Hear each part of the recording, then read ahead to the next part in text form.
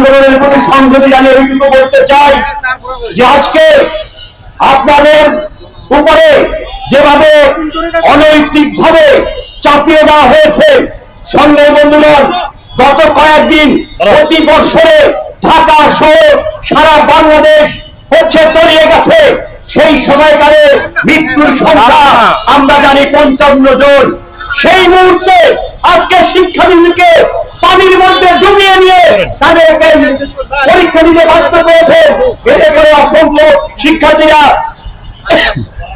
আহত শিকার হয়েছে, অসংখ্য শিক্ষার্থী পরীক্ষা দিতে পারেনি, বিঘ্ন ঘটেছে।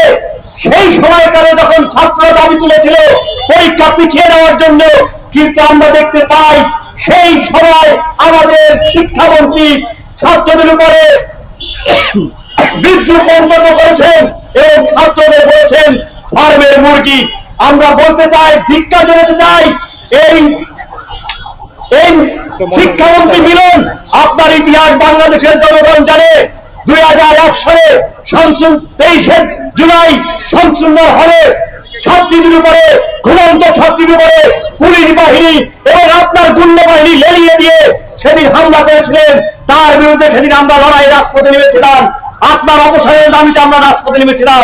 আজকে শিক্ষার্থীরা যারা লড়াইয়ের ময়দানে আছে, আপনাদের সঙ্গে আমরা আছি, আপনাদের সঙ্গে সংহতি জানাই।